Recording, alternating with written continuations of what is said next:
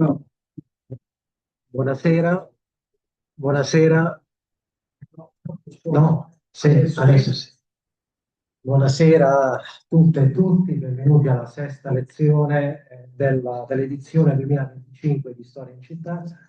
rassegna di lezioni di storia contemporanea organizzata dall'Istituto regionale per la storia della Resistenza e dell'età contemporanea nel Friuli Venezia Giulia e dal Dipartimento di Scienze Politiche e Sociali dell'Università degli Studi di Trieste. La lezione odierna, dal titolo Mussolini ha fatto anche cose buone, le politiche sociali del fascismo tra propaganda e realtà, è tenuta dalla professoressa Silvia Inaudi, che insegna storia contemporanea presso il Dipartimento di Studi Umanistici dell'Università degli Studi di Trieste. È stata Research Fellow dell'Italian Academy della Columbia University di New York, è stata anche membro del consiglio di amministrazione della Fondazione Vera Nocentini di Torino ed è membro del consiglio scientifico dell'Istituto per la storia della Resistenza e della società contemporanea di Alessandria. Le sue ricerche riguardano diversi aspetti di storia sociale e di genere nell'Italia del Novecento. Tra le sue pubblicazioni segnalo le monografie A tutti indistintamente, Lente opere assistenziali nel periodo fascista, pubblicato da Clueb a Bologna nel 2008, e Libertà e partecipazione, associazionismo femminile a Torino negli anni del boom economico, pubblicata da SEB 27 a Torino nel 2010. Prego, professoressa Iaudi. Buongiorno. Buongiorno a tutti e tutte, grazie per avermi invitato. Oggi tratterò appunto nell'ambito di questa rassegna sulle fake news il rapporto tra fascismo e politiche sociali che si inserisce nel più ampio uso pubblico della storia e della messa in gioco del fascismo anche ai fini del dibattito politico. Sicuramente l'ambito delle politiche sociali è uno degli ambiti più usati per portare nel dibattito pubblico l'affermazione che il fascismo appunto ha fatto anche cose buone e che quando c'era lui, Mussolini, si stava meglio. Questo fa parte, queste affermazioni sono state affermazioni che hanno il loro retroterra fin dal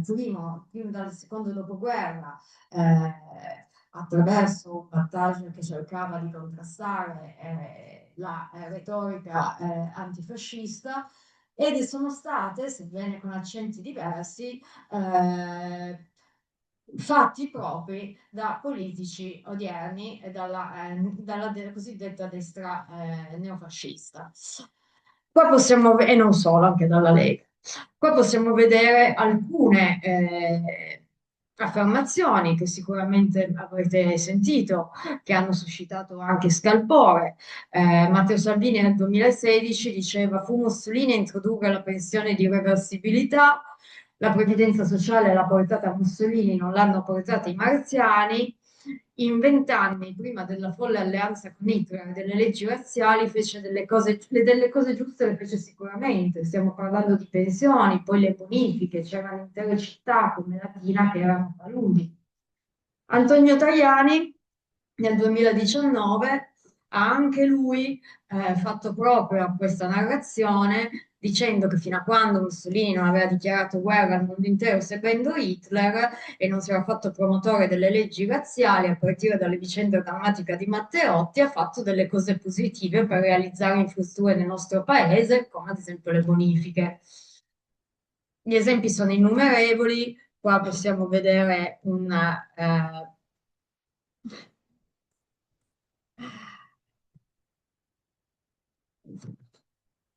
possiamo vedere il link a un articolo del secolo XIX in cui appunto si afferma, si contestano delle affermazioni di Aldo Grasso che dice appunto diceva che secondo lui era una bufala il fatto che Mussolini avesse introdotto le pensioni, cercando praticamente di attrarre una contronarrazione in cui alla fine in cui si dice tutti capiscono la differenza tra delle pensioni volontarie, un sistema previdenziale pubblico che comincia di fatto nel 1933 con l'INPS, poi è diventato INPS, e non certo per fare apologia del fascismo, ma per sottolineare che una bufala è raccontare la storia a metà o manipolarla o non valutarla con la serena obiettività che dopo 70 anni dovrebbe essere d'obbligo. Diciamo che questa narrazione fa parte di quel processo appunto di banalizzazione e sottovalutazione della violenza e ideologizzazione della violenza fascista, del paradigma vittimario, soprattutto della memoria selettiva, secondo cui, come afferma Mimmo Franzinelli, il regime riscattò il concetto di patria dall'infamia in cui l'avevano precipitato le sinistre filo-bolsceviche, fece marciare i treni in orario, bonificò le paludi pontine, costruì città, istituì la previdenza sociale, conciliò Stato e Chiesa, trasformò un paese da poretta in una nazione temuta dalle grandi potenze. Ma come nota sempre Mimmo Fancinelli, di solito vengono ignorati il ruolo liberticida, il colonialismo, la persecuzione razziale, i crimini di guerra, il disastro provocato col secondo conflitto mondiale. Ora, per introdurre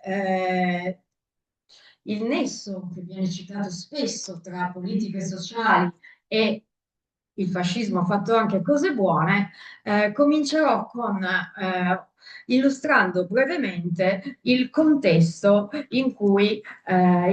socio-economico in cui sono vissuti gli italiani sotto il fascismo, perché se no non si capisce come mai la memoria delle politiche sociali sia rimasta così rilevante nel dibattito pubblico, ma anche nella memoria di diversi italiani. Ora, innanzitutto bisogna partire dal concetto di Stato durante il fascismo. Qua ho messo due citazioni, una di Alfredo Rocco, La trasformazione dello Stato, avrei potuto mettere anche una citazione di Gentile, in cui praticamente si afferma che lo Stato fascista è uno Stato in cui la società non è una pura somma di individui, ma è un organismo e i suoi fini trascendono gli individui e hanno un proprio valore spirituale e storico. È una concezione organicistica che, con i dovuti distinguo, è diventata pregnante durante il fascismo e che ha influenzato le politiche sociali del fascismo, in quanto lo Stato è considerato un organo di cui ogni individuo costituisce le cellule. Le cellule vanno a creare poi la famiglia, che è quella che è la cellula principale che sostiene lo Stato. In questa visione organicistica, le politiche sociali hanno un rilievo perché? Perché aiutano gli individui a formare una connessione con lo Stato e contemporaneamente a essere, eh, a essere tenuti in buona salute e produttivi dallo Stato stesso. Come afferma Gianni in Lineamenti sull'ordinamento sociale dello Stato fascista, si dice: lo Stato nella sua funzione sociale si deve rivolgere a tutti i cittadini indistintamente, facendo un'eccezione sola, e cioè quegli individui che si dimostrassero indegni della convivenza statuale e pertanto dovrebbero essere privati dalla cittadinanza ed espulsi dallo Stato. Lo Stato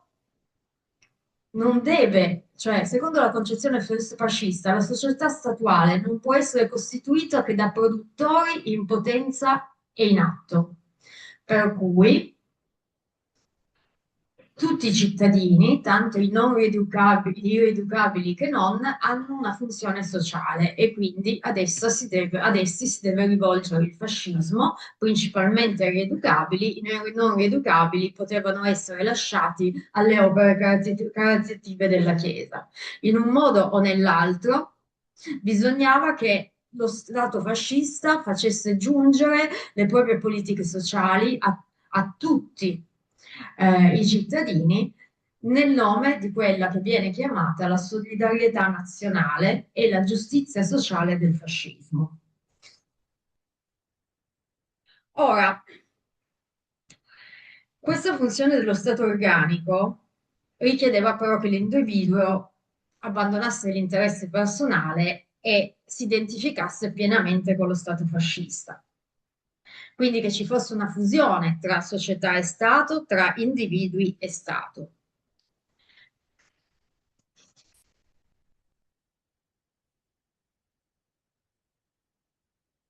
In questo modo,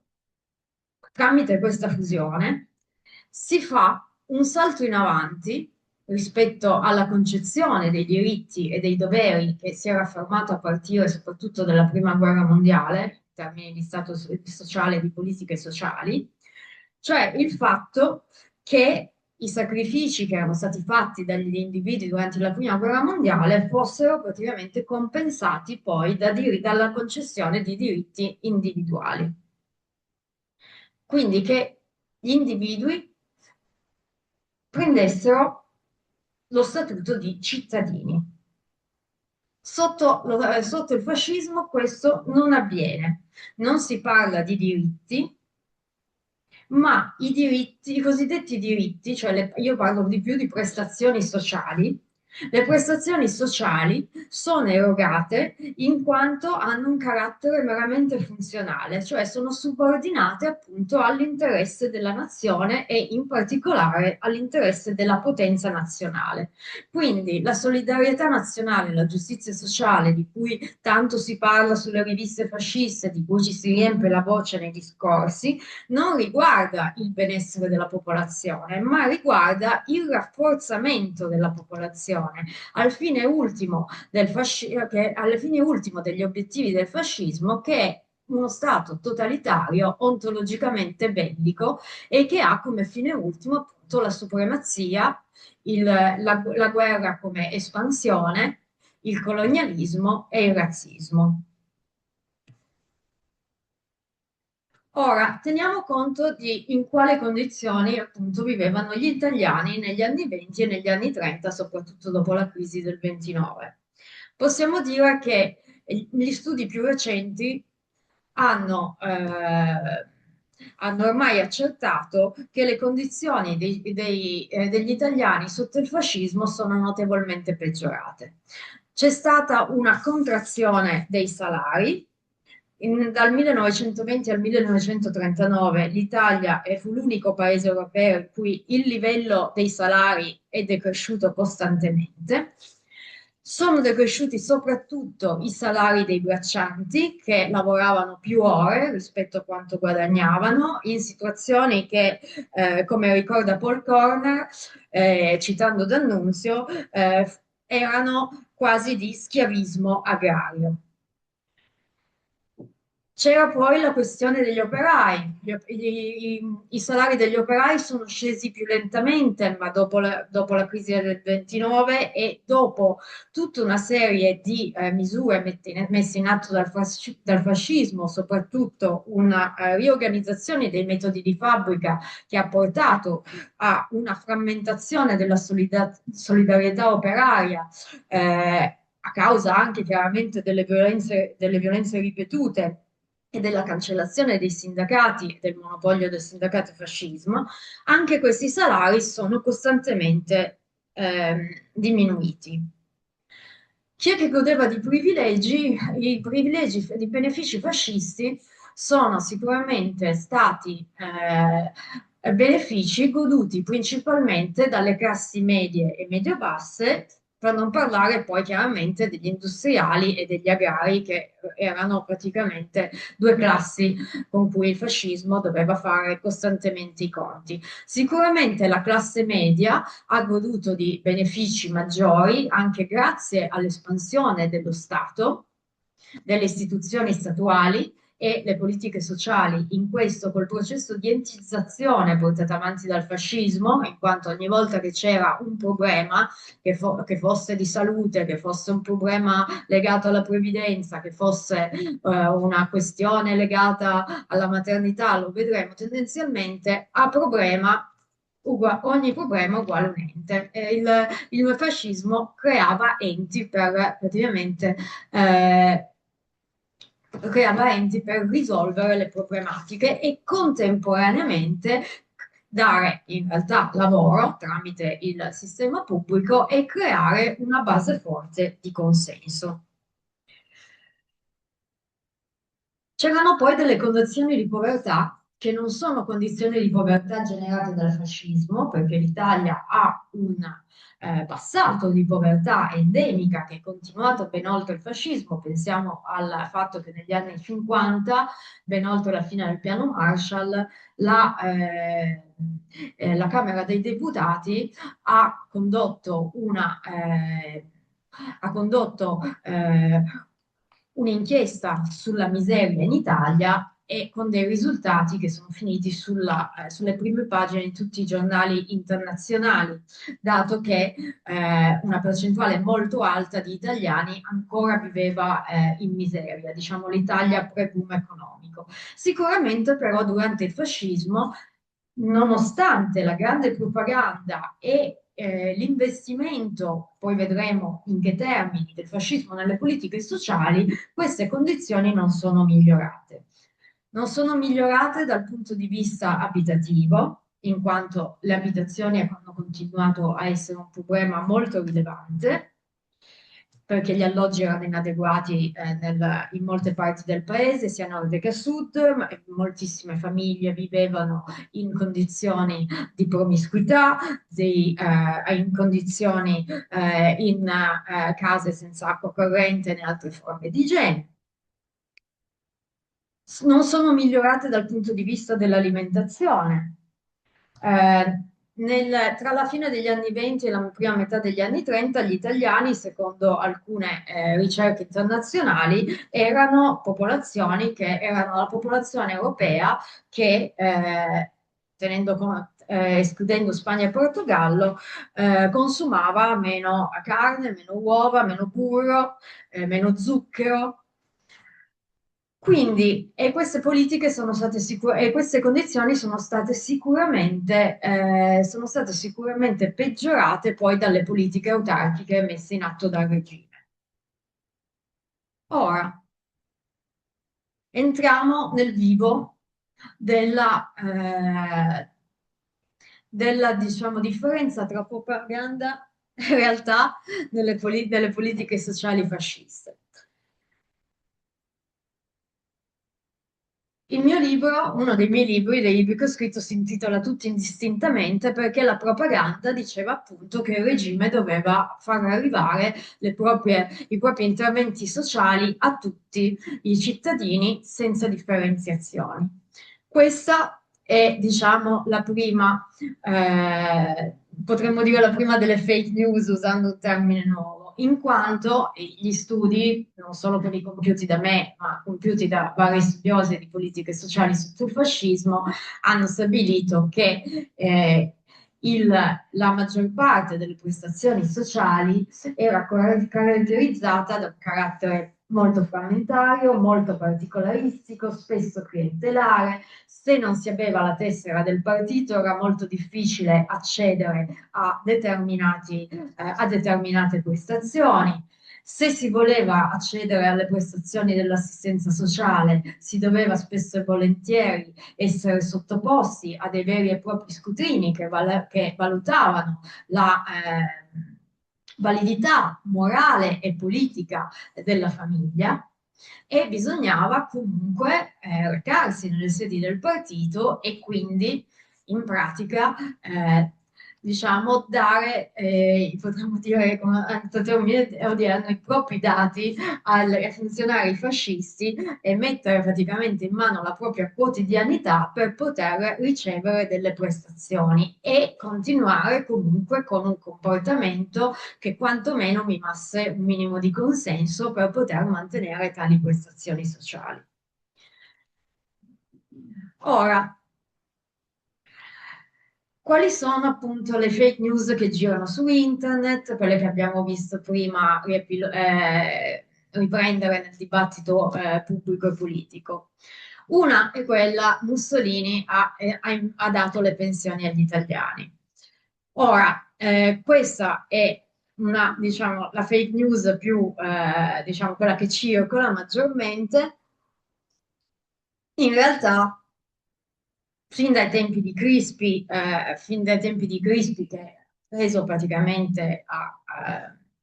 modello il sistema bismarckiano tedesco di assicurazioni sociali, erano già state concepite, sebbene per dei gruppi molto ridotti e a carattere volontario, delle assicurazioni sociali. È stato poi con la prima guerra mondiale, appunto, e con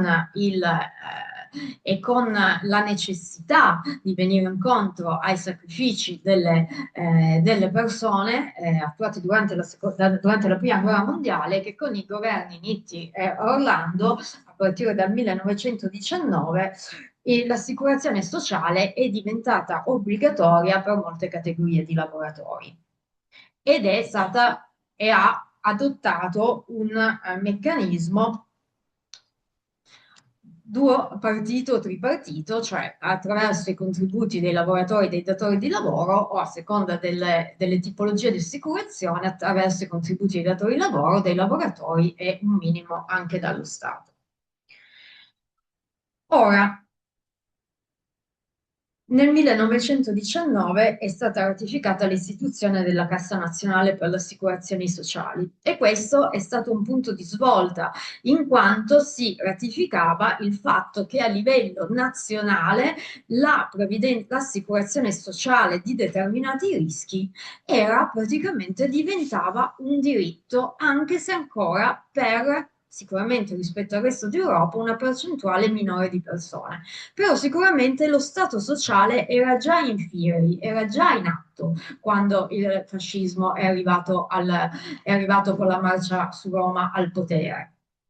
Di base, quasi tutti gli studi sulle politiche sociali del fascismo sottolineano che molte delle riforme degli interventi che fece il fascismo nel campo delle politiche sociali si basavano su interventi che in parte erano già in atto nel governo liberale o erano in discussione durante il governo liberale e che comunque il fascismo non disegnò di usare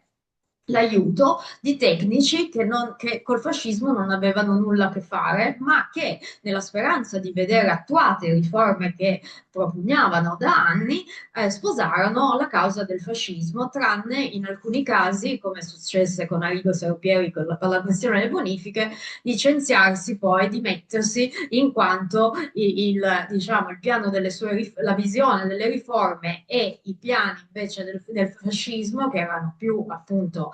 di solito miravano di più al controllo della popolazione e al consenso, non andavano nella stessa direzione.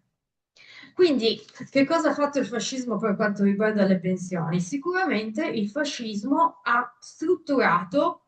riorganizzato un sistema attraverso la creazione dell'INFUS, nell'Istituto Nazionale Fascista della Previdenza Sociale, poi diventato l'odierno INPS, nel 1933, ma l'ha fatto in un modo tale che ha introducendo una tale quantità di frammentazione, stessa cosa che fece anche per quanto riguarda la salute, non essendoci un sistema sanitario, sappiamo tutti, nazionale in Italia, non c'è stato fino al 1978, fece la stessa cosa sia per le assicurazioni sociali che per le mutue, frammentando in modo tale da dare veramente vita ad un regime assicurativo che era molto differente a seconda del lavoro che si faceva, del posto in cui si abitava, eh, del fatto se si era praticamente appunto con la tessera di partito o meno, senza contare che l'INPS fu un bacino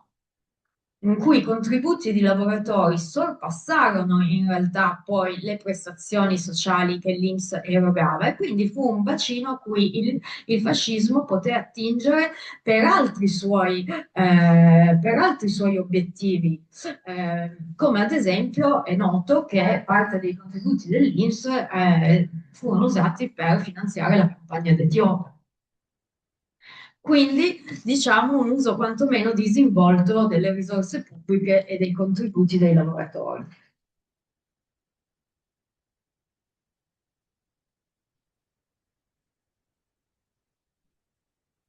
Non,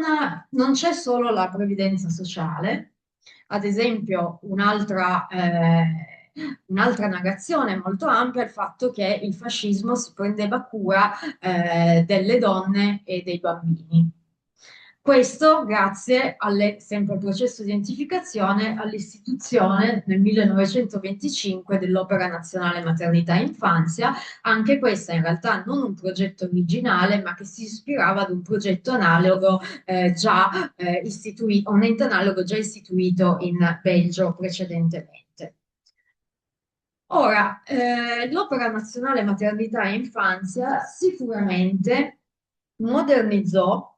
parte dell'assistenza alle madri, era un'opera che era un ente che avrebbe dovuto occuparsi soprattutto della salute e dell'assistenza ai bambini delle classi più vulnerabili e alle madri delle classi più vulnerabili in gravidanza. Però anche questo ente lo dobbiamo contestualizzare. Innanzitutto è all'interno di politiche nataliste e demografiche a fini appunto di obiettivi bellici, in quanto la nazione doveva, secondo Mussolini, l'Italia avrebbe dovuto riprendere a produrre a produrre e riprodurre, come avrebbero detto le femministe, a riprodurre per riprodursi per arrivare negli anni 50 ai 60 milioni di abitanti perché il numero è potenza. E quindi avere bimbi sani e forti avrebbe portato ad avere soldati sani e forti per permettere l'espansione del fascismo. Poi, oltre i fini demografici, che non ebbero in realtà grandi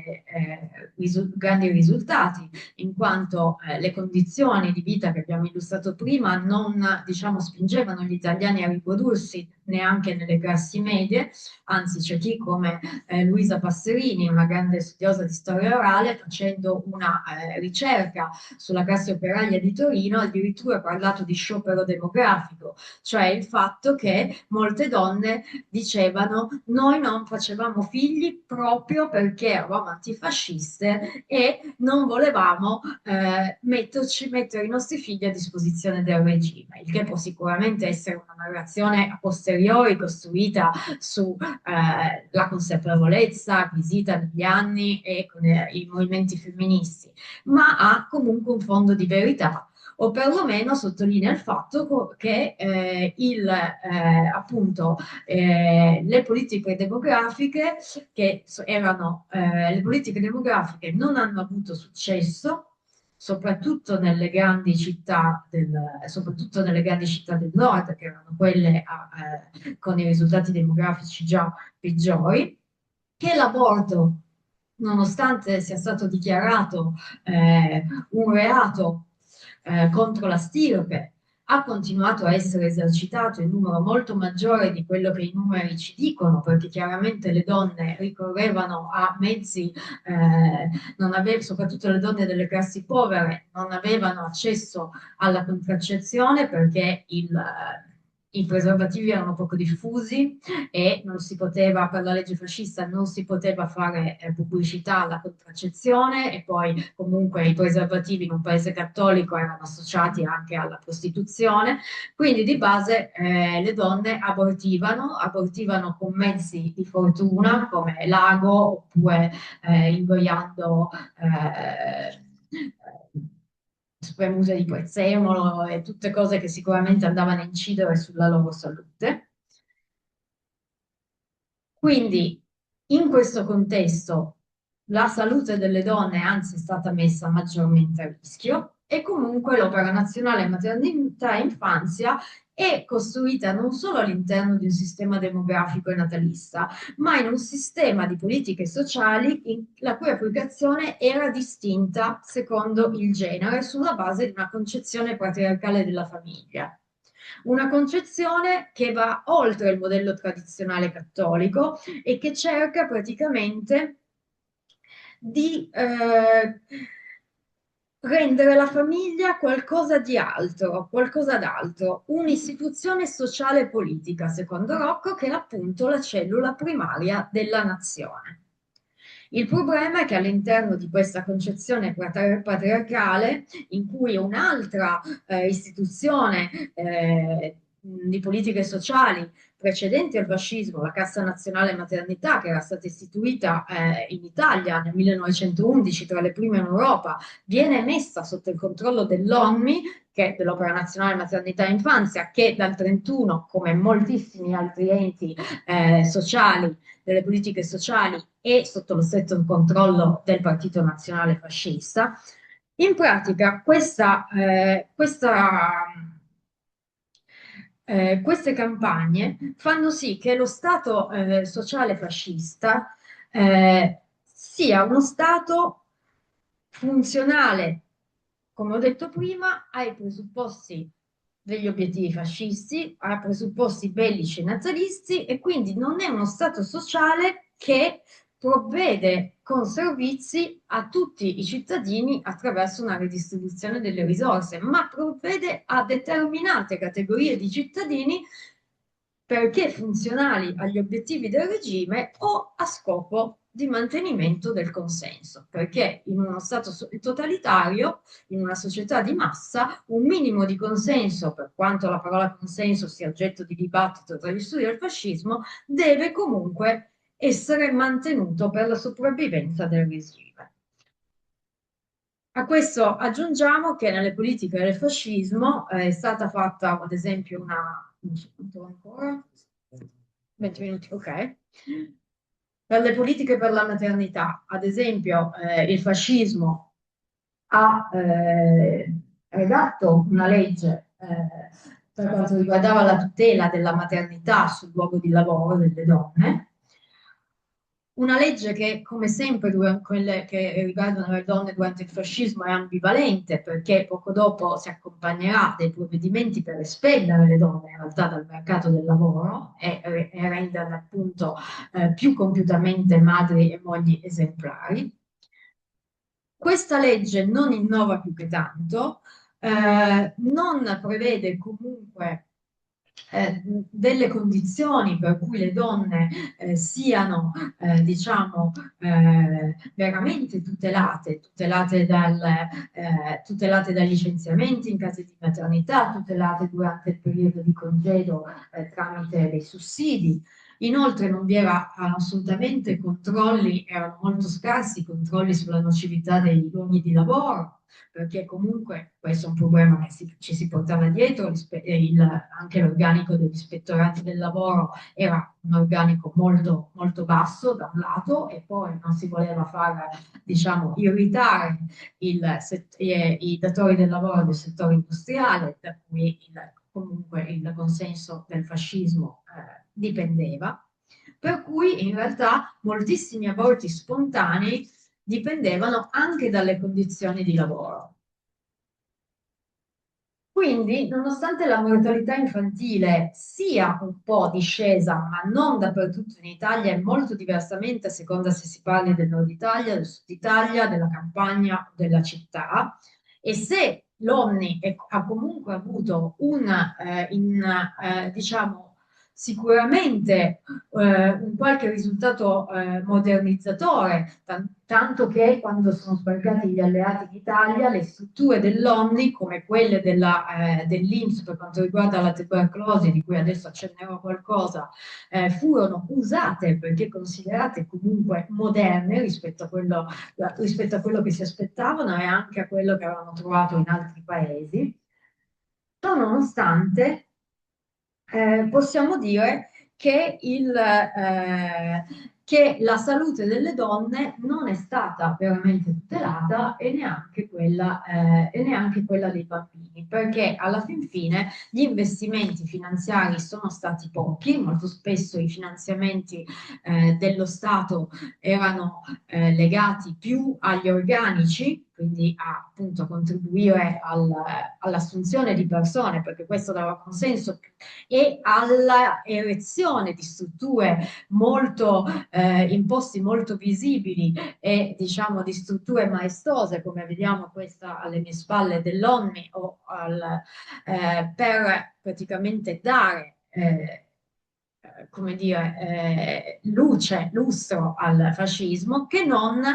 a interventi mirati appunto nella prevenzione e nella tutela della salute. Ora, sicuramente questa è la classica foto della famiglia tipo fascista, famiglia numerosa che veniva incentivata mediante misure positive come la concessione di premi e misure negative come la tassa sui celibi introdotta nel 27 e altre misure contro coloro che appunto non si sposavano e quindi non si riproducevano. Sicuramente dei campi, degli ambiti in cui la memoria del fascismo risulta più favorevole e che quindi ha contribuito a questa narrazione del fascismo che ha fatto cose buone, è sicuramente quello che riguarda alcuni interventi nei riguardi dell'infanzia. Una di queste sono sicuramente le colonie estive. Le colonie estive sono rimaste nella memoria anche delle classi operaie, sempre Passerini, intervistando le classi operaie torinesi, ha riscontrato che gli operai dicevano ma comunque qualcosa alla fine, ad esempio le colonie, qualcosa di buono anche lui, anche sotto il fascismo c'era perché i bambini potevano, comunque i bambini poveri potevano usufruire di queste strutture. Ora,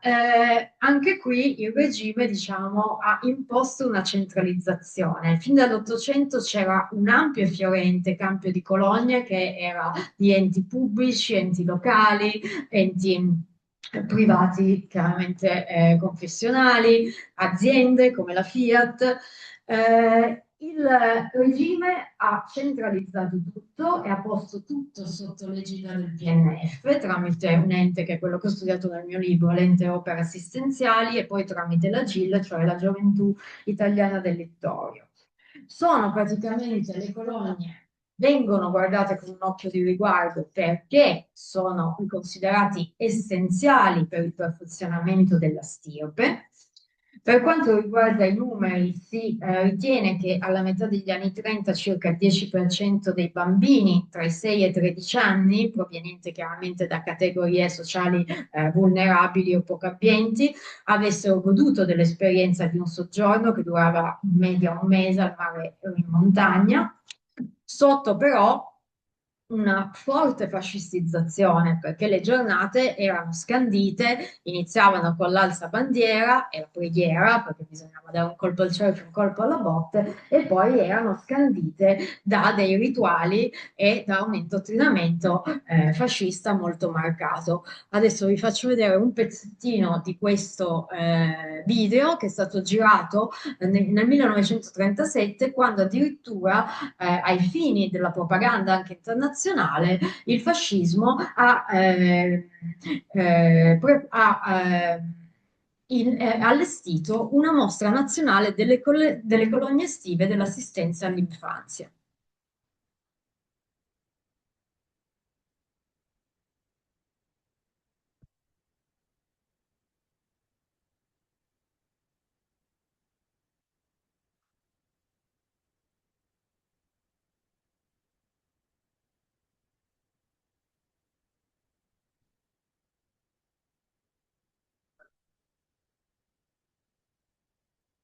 Scusate se sente poco.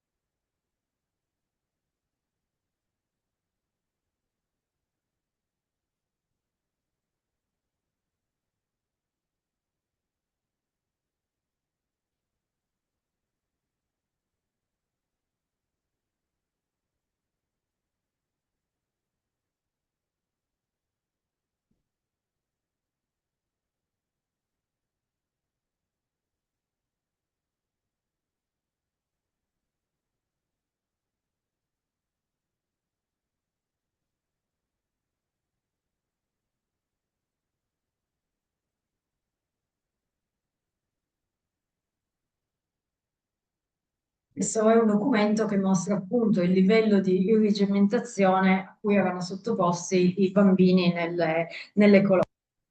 Il fascismo investì molto nelle colonie, soprattutto dal punto di vista edilizio. Qua vediamo ad esempio una foto della colonia Costanzo Ciano, investì soprattutto in Emilia-Romagna, anche perché era la sua patria, la sua di regione di nascita. Alcune sono diventate diciamo, delle strutture poi studiate dall'architettura, come ad esempio come le navi a Cattolica, e sono poi però, diciamo, hanno una storia tormentata, ecco, poi gli edifici delle colonie, ma adesso non ci addentriamo per, diciamo, tutta una questione riguardante la DC, la Pontificia Opera di Assistenza nel secondo dopoguerra. Questo Questo delle colonie è una delle campagne per la salute della stirpe, insieme, e mi avvio a conclusione, a altre due campagne importanti, quelle contro, molto propagandate dal regime, quelle contro la malaria e quelle contro la tubercolosi. Ora, per quanto riguarda la malaria, diciamo, i principali interventi furono fatti attraverso l'opera di bonifica, che è uno di quei successi tanto decantati dalla narrazione appunto del fascismo che ha fatto cose buone. Anche in questo caso dobbiamo dire che il fascismo segue tutta una serie di leggi che fin praticamente dalla fine dell'Ottocento vengono messe in atto per cercare di bonificare le zone paludose, cercare di estirpare appunto la malaria. Cosa fa il fascismo? Anche qui, diciamo, adotta una serie di politiche che non corrispondono poi alla realtà della situazione, dando in un primo tempo diciamo, le bonifiche, diciamo, la realizzazione delle bonifiche, fa un tentativo di coinvolgere i datori di lavoro in una inedita, diciamo, inedita neanche tanto per il sistema corporativo che in realtà non si è mai realizzato, collaborazione tra pubblico e privato, a cui i privati però diciamo, non danno seguito. Poi le dà dal 26 in mano all'Opera Nazionale Combattenti, quindi diciamo prendendo un grosso gruppo di consenso e dandogli in mano un'opera importante. Infine, nel 1933 la legge che viene chiamata, cioè i risultati di quello che eh, provengono dalla legge del 28, che viene chiamata legge Mussolini, perché lui vuole proprio intestarsi questa, diciamo, realizzazione delle bonifiche, viene proclamato nel 1933 che sono stati bonificati circa 4 milioni di ettari di terreno, cioè la metà di quello che doveva essere bonificato, cioè 8 milioni. Il problema è che se uno va a guardare gli studi che sono stati fatti, vi ho già detto prima di Sarpieri che a un certo punto si è dimesso in contrasto con le bonifiche, praticamente si vede che 2 milioni di ettari erano ancora in corso d'opera e che almeno praticamente un altro milione e mezzo era già stato bonificato prima del 22. Per questo, perfino De Felice, che non si può certo, diciamo, imputare di non avere cercato di dare una visione, diciamo, come dire, non direi favorevole, ma insomma, quantomeno insomma, del fascismo, deve ammettere nella sua opera sul fascismo e Mussolini che i risultati della bonifica integrali furono assolutamente inferiori al vantaggio propagandistico. L'incidenza dei casi di malaria effettivamente si ridusse, probabilmente più per l'opera in questo caso, bisogna dare a Cesare quel che è di Cesare, di prevenzione attraverso il chinino, però comunque la malaria non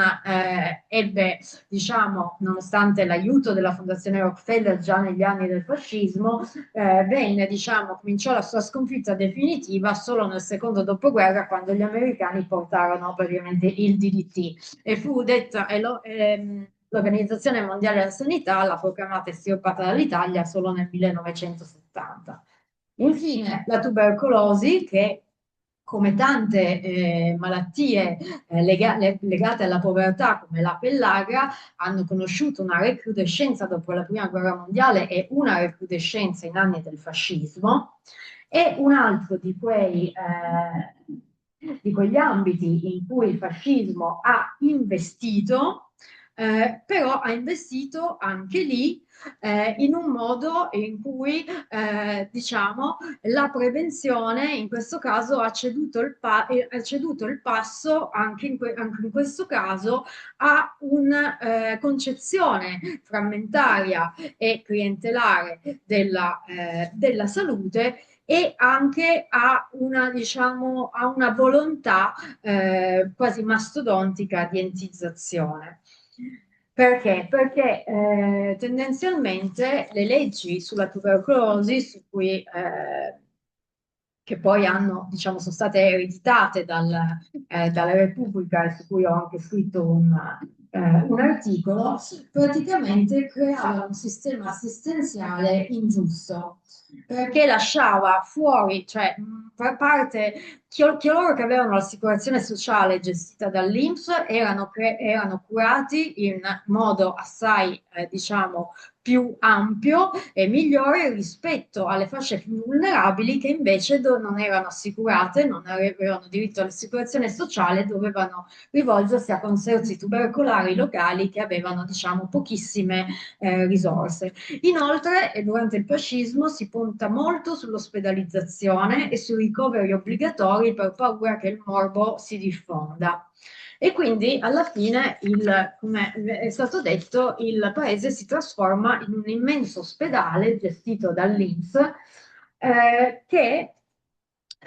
diciamo, senza che le condizioni della malattia valino più che tanto, anche perché, come rilevavano già perfino alcuni medici a rischio e pericolo nel periodo fascista, era inutile costruire cliniche per curare le persone se le condizioni materiali della vita quotidiana, quelle che abbiamo visto, delle case, dell'alimentazione, rimanevano invariate. Se non si miglioravano le condizioni di vita, le malattie legate alla povertà, come ad esempio anche quelle legate alla mortalità infantile, sarebbero rimaste sempre, diciamo, più forti come dire, della volontà edilizia del fascismo. Quindi io chiuderei questo mio intervento, a cui aggiungo solo che a proposito di volontà edilizia non è stata tale nelle case popolari, perché tendenzialmente non si è investito molto nelle case popolari durante il fascismo, anche queste case popolari che erano state create grazie a una legge Tazzi nel 1903, quindi nulla che sia stato, diciamo, un prodotto nuovo del fascismo. Chiuderei dicendo questo, quello che dico sempre ai miei studenti di storia del welfare, che è uno dei corsi che tengo al Dipartimento di Studi Umanistici. Bisogna studiare le politiche sociali del fascismo in maniera obiettiva, ma in un'ottica di lungo periodo, quindi vedere che cosa c'era prima, come il fascismo è intervenuto, tenendo conto però degli obiettivi, quelli che vi ho detto prima, dello Stato fascista, quindi del contesto in cui queste politiche sono state realizzate, sprondare dalla propaganda e dall'uso che se ne fa adesso nel dibattito pubblico, guardare all'eredità che ha lasciato poi nel periodo repubblicano, che è stata un'eredità lunga, perché molti di questi enti ce li siamo trascinati almeno fino agli anni 70. Quindi bisogna guardare senza togliere senza togliere a determinati risultati, possiamo sicuramente dire che il fascismo ha comunque contribuito a razionalizzare in certi casi, a modernizzare in certi altri delle strutture che erano già comunque in opera, cioè avevano già un loro humus nel periodo dello Stato liberale. Dobbiamo però sottolineare appunto, oltre gli obiettivi totalitari, oltre gli obiettivi di consenso e gli obiettivi appunto natalisti e bellici, dobbiamo sottolineare però il fatto che se l'Italia si è ritrovata poi, accentuata per carità dalle politiche della Democrazia Cristiana e poi del Partito Socialista, un welfare particolaristico clientelare, questo lo dobbiamo anche già alla frammentazione introdotta appunto a fini di propaganda del consenso e di questo privilegio dal fascismo in quegli anni. E se la memoria è rimasta tale in parte degli italiani, è semplicemente perché, come vi ho fatto vedere parlando della vita quotidiana, il supermercato, come l'ha definito Corna, italiano, non offriva granché, quindi anche questi benefici erano considerati già inediti per gli italiani in un paese così povero. Quindi concluderei dicendo appunto, come dico ai miei studenti, non è che il fascismo ha fatto cose buone, il fascismo ha fatto cose, perché non è possibile diciamo, una persona, un governo stia 20 anni, diriga 20 anni il paese con degli obiettivi senza fare niente, ma dobbiamo appunto arrivare a una narrazione il più possibile obiettiva e neutra di queste politiche sociali, considerando l'effettivo peso nel bene e nel male. E vi ringrazio.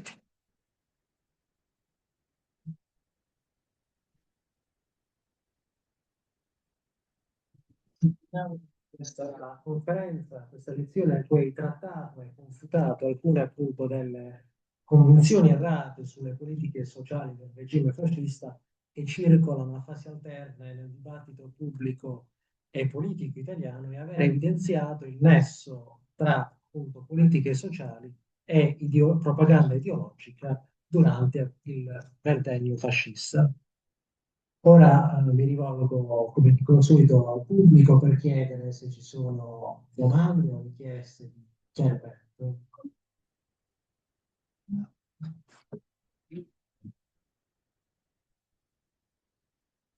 Un dubbio. Sì. Dunque, il sistema di comunicazione collettiva,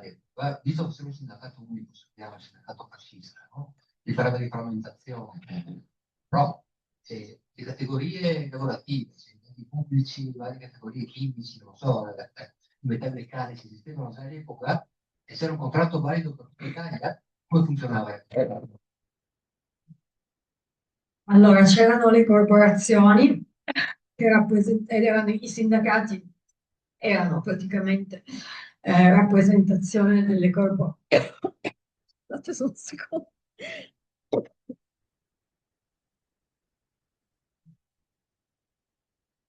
Allora, dicevo, il sindacato, cioè, era unico nel senso che c'erano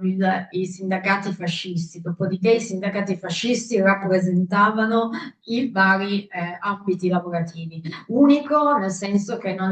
c'era più la libertà sindacale perché tutti gli altri sindacati, come tutti i partiti, venivano messi fuori legge. Per quanto riguarda diciamo, le condizioni di operato dei sindacati, in teoria essi dovevano operare all'interno di una, più che di una contrattazione, dovevano operare dentro questo regime corporativo in cui in teoria la conflittualità sociale doveva venire, la conflittualità sociale doveva venire scalfita, cioè doveva venire superata dalla collaborazione di datori di lavoro e lavoratori mediante appunto il medio del sindacato fascista eh, ai fini appunto della realizzazione della cosiddetta terza via dello Stato fascista. Nella pratica il sindacato fascista è stato, diciamo, accusato varie volte di collusioni e di essere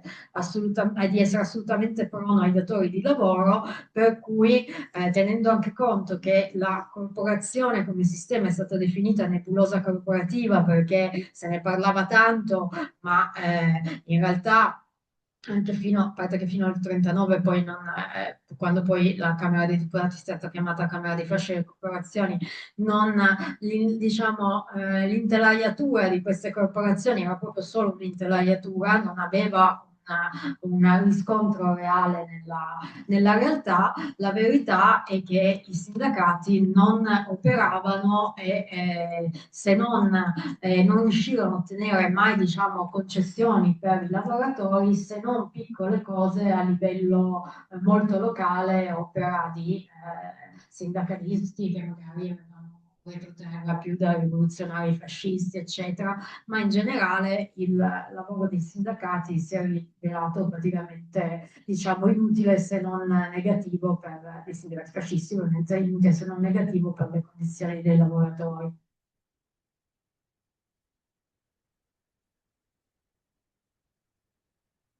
Qualche altro intervento nella sala?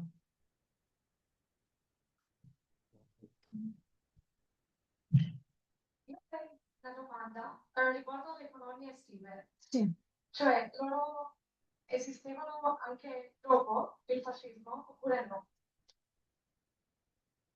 Allora, sì, le colonie estive sono esistite anche dopo il fascismo per molti anni. Eh, Bisogna distinguere, nel senso che nel periodo repubblicano tutto questo patrimonio di colonie che apparteneva a quel punto alla Gioventù Italiana del Littorio, che nel secondo dopoguerra è diventata Gioventù Italiana senza Littorio ed è stata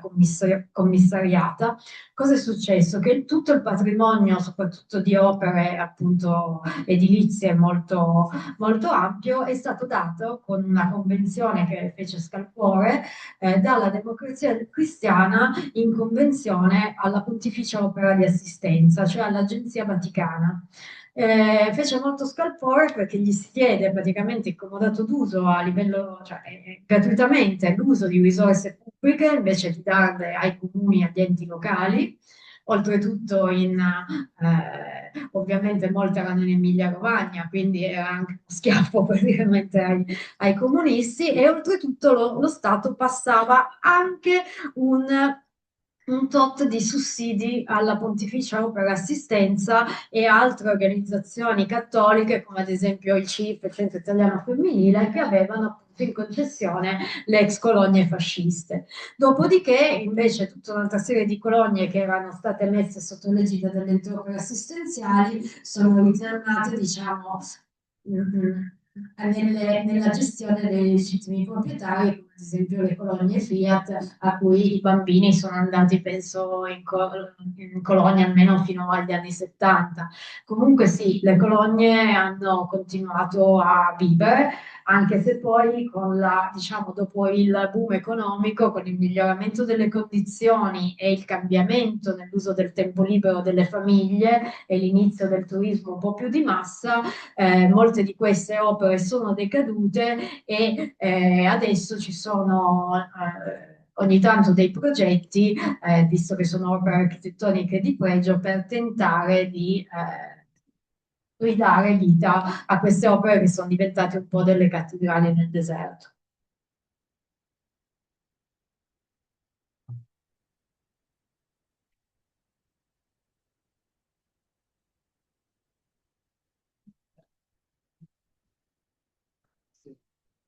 Buonasera, io sarei interessato a sapere qualcosa del fascismo relativamente al problema degli invalidi di guerra. Cioè dice una parola nuova rispetto a ciò che gli ultimi governi liberali del 19 al 22 avevano proposto e realizzato, o come dire, il problema viene accantonato. I invalidi di guerra sono sempre molto imbarazzanti per un regime che si propone la guerra e il militarismo come un obiettivo, no? È il tragico rovescio della medaglia. Ci fu qualcosa in termini di assistenza, di recupero o di previdenza verso questa massa enorme, perché la guerra mondiale lascia una massa enorme. Allora, sì, diciamo che gli invalidi di guerra per il fascismo non direi che furono non direi che furono un diciamo, disonore, anzi, nel senso che le associazioni degli invalidi di guerra, in molti casi dei reduci, furono comunque associazioni che diedero il loro supporto al fascismo. E come ho detto prima, in realtà il fascismo, come ad esempio dando all'Opera Nazionale Combattenti, eccetera, la gestione delle bonifiche, fece diversi interventi. In particolare ci furono degli interventi sul campo lavorativo, in cui praticamente i posti di lavoro erano dati a invalidi di guerra o anche a ex squadristi, quindi diciamo a tutto quell'humus che aveva costituito una delle prime fasce sociali in cui diciamo, l'ideologia fascista aveva fatto presa dopo la Prima Guerra Mondiale. Dopodiché, a livello di previdenza, chiaramente bisogna poi distinguere, nel senso che chiaramente ci sono gli invalidi di guerra sul fronte bellico, ma ci sono anche le vittime civili di guerra e teniamo conto che nel 1943 nasce l'Associazione Nazionale Vittime Civili di Guerra e quindi cominciano a essere praticamente messi in atto tutti appunto dei sussidi anche per coloro, per i civili che diventavano invalidi a causa dei bombardamenti, eccetera. Come per tutte le realtà fasciste, troppi enti si occupavano di bacini, dello stesso bacine o di bacini sovrapponibili. E quindi il grosso problema non è tanto il fatto che siano state messe in atto o meno delle politiche o attuate delle riforme legislative, è il fatto che in questa sua politica di divide et impera, alla fine c'erano tanti enti che si occupavano poi degli stessi bacini, quindi Opera Nazionale Combattenti, Opera Nazionale Invalidi di Guerra, Associazione Nazionale Vittime Civili di Guerra, senza contare il partito fascista, che ovviamente soprattutto nel periodo della Repubblica Sociale cerca di fare proprio tutta una serie di riprendere praticamente il perno delle politiche sociali, di ritornare al fascismo, quello sociale degli esordi, diciamo che alla fine molte risorse andavano sprecate perché c'erano delle guerre intestine tra enti che si occupavano dello stesso, di bacini, diciamo, simili o congruenti. Ecco, questo è il grosso problema. Bene, se non ci sono altre domande, io ringrazio nuovamente la professoressa Silvia Naudi per questa sua lezione,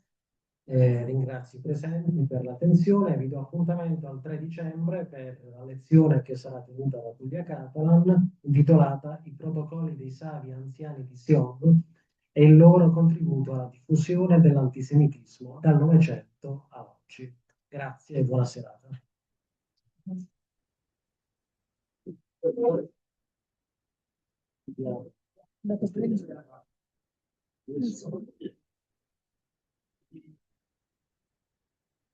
Come farà lui, non so.